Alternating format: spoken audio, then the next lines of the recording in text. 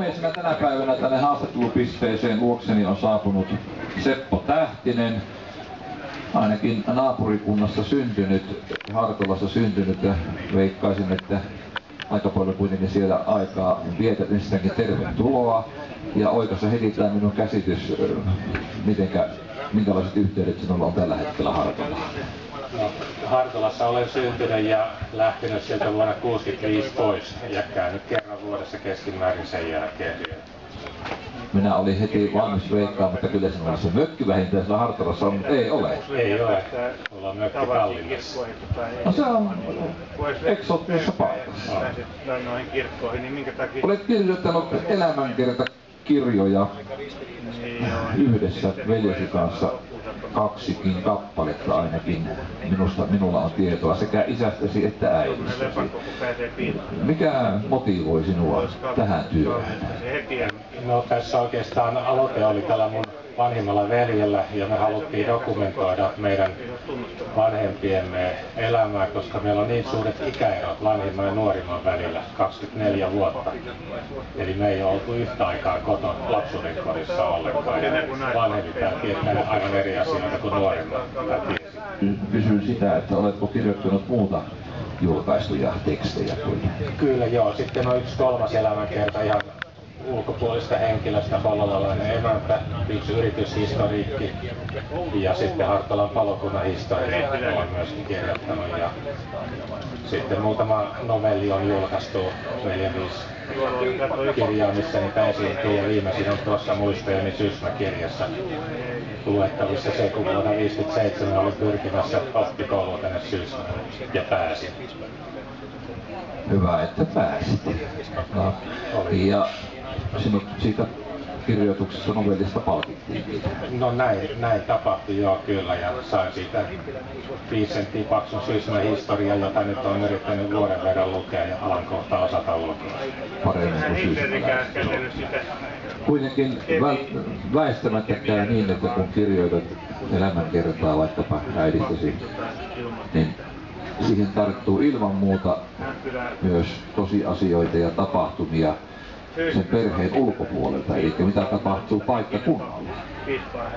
Kyllä joo, ja mitä voi toisistansa erottaa, että se, jos vaan kertoo ihmisestä eikä sido siihen paikkaan eikä yhteiskuntaan, niin se jää aika tyhjäksi, että siinä on aika laaja sellainen arkistotyö ollut pohjalla. Muun muassa Sysmän kunnan arkistossa kävi pöyhimässä materiaalia, koulutodistuksia Haimolassa. Näitä on Sysmän oppineidellä syntynyt. Löytyi täältä sitten kunnan arkistoista hänen koulutodistukset ja päiväkirjat ja tämmöiset, mitä on luokissa ollut. Kysyin tätä sen takia, että luulisihan, että tämmöiset asiat kiinnostaa sitten muitakin. Siinä tulee sitä muutakin ajan tietoa niin paljon, että eikö semmoista kirjaa voisi harkita ottaa vielä isompi painossa laittaa ryminällä myyntiin. Voisi harkita, joo, ja kyllä tässä niitä on otettu pieniä lisäpainoksia sitten aina tarpeen mukaan. Että täytyy sanoa, että kysyntä on yllättänyt. Mä ajattelin, että ei tämä kiinnosta juuri ketään, mutta kuitenkin silloin, kun nämähän on kaikki tehty dokumenttipohjaisesti, ei niin kuin muistelmateoksina eikä. Ja sitten myöskin tälleen, että ne on niin tutkijan näkökulmasta, ei ole kerrottu, että isäni ja äitini teki sitä, vaan he tekivät sitä ja otettu niin kuin tällainen ankka todellisuuspohja taustalla.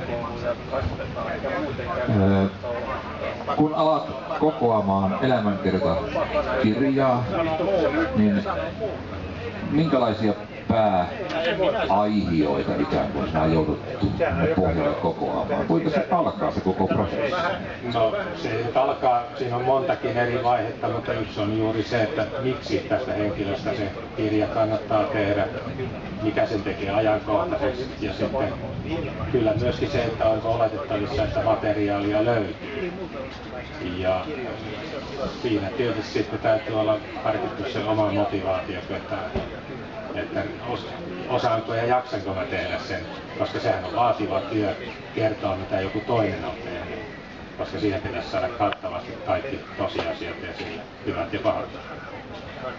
Ja tuohon viimeisen repliikin heitit, niin on pakko kysyä, että olitko rehellinen? Kyllä sieltä löytyy kuritushuonetuomiot ja muut, mitkä on ihan asianmukaisesti sotien jälkeen tullut. Ne kohdannut meidän perhettä osittain. Siinä oli sitä sota-ajan jälkeistä vainoa, joka kohdistui tietyn ajatuskannan ihmisiin, ja nyt niistä jo vähän paremmin voi kirjoittaa, mutta vaikea oli löytää oikeastaan faktoja siihen muuta kuin tuolta arkistosta. Oletko vielä työelämässä? Ei, olen ollut jo eläkkeellä 9 vuotta. No eikö olisi aika kirjoittaa nyt sitten romaani? Kyllä ja ei. Aika on alkanut jo. Vuonna 1997 aloin kirjoittaa romaania, joka on nyt valmisteluvaiheessa, ja arviolta 1000 liuskaa on liuskoina laskettuna ensimmäistä osaa ja toista osaa saman verran. Mutta se on liian laaja. Se on paikkakuntaan, näihin 2 paikkakuntaan vahvasti sijoittuva, ja siellä mainitaan hyvin paljon sysmäläisiä ihmisiä. Hän on täällä käynyt koulutusoppikoulussa. No jos pitäisi arvailla ja riitailla, ja ainakin toivomme, että se julkaistaan, niin koskakohan toi ajankohta tulisi eteen? Sanoisin, että ensi vuonna.